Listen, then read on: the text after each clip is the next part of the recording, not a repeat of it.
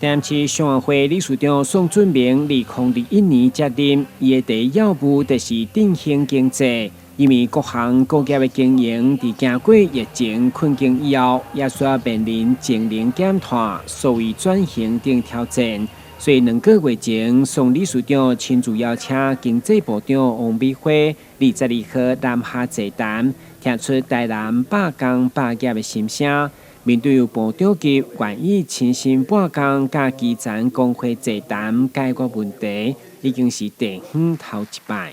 前很多的行业都是针对业毕归会，还有这个缺工这个缺工的问题比较严重那我想说邀请我们的部长亲自南下到台南那边听听我们最基层的工会的声音这个也是一个创举了因为部长他日理万机然后能够来参加我们基层工会的一些座谈交流这个也是不容易那我们也肯定我们的王部长在任内对我们基层工会我们的百工百业在疫情的最困难的时候，带领着我们台湾我们各县市的基层工会的中小企业带领我们经济能够那个稳定中还能够撑过去这个也是我们基层工会对他的一个肯定。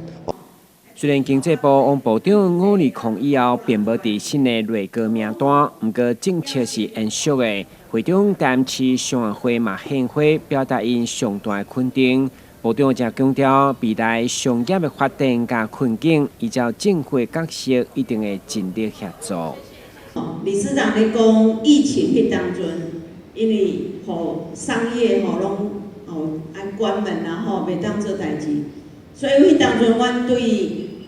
各位薪资的补助还有很重要是贷款啦。就这企业需要贷款，我感觉迄当阵跟大家一起度过这样的疫情我是足欢喜的。来帮助中小企业，其实就有意义啊！你帮助大企业，一间都几来万人、几来千人，伊就讲好政府有做代志，感谢。不过有伫那个中小企业像我旱灾帮助果农也是一样。甲中小企业，你甲帮助伊拢感激在心，拢就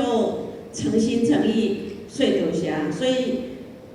来协助中小企业是阮的责任，我嘛感觉这就有意义的代志，所以在疫情然后之后呢，有相关的政府的补贴包括智慧化啦还是低碳化。还有对商圈还是对特登工厂都有一些服务。伫立法院经济委员会立委陈天辉嘛特别出席关心，强调政府就是要好好了解传统商业所遇的困难，将提供赖总统团队施政参考，和政策延续。有好的东西，有好的特色，可是你没有点线面做串联，说真的人留不下来。商业就是爱甲人留落来，开始商业发展。产业都无同款，产业是劳工伫倒位，电伫倒位，水伫倒位，订单伫倒位。但是咱商业是人伫倒位，这是很现实的问题。所以我们一直在谈的是怎么把人能够引到台南。会中印刷工会理事长黄建东嘛率先提案，卡伫责任减碳潮流，建议政府通过政策法规，支持因的产业采取环保帮的制停技术，甲部长以及产业发展署互相交流，正面直接。台南新闻管制采访报道。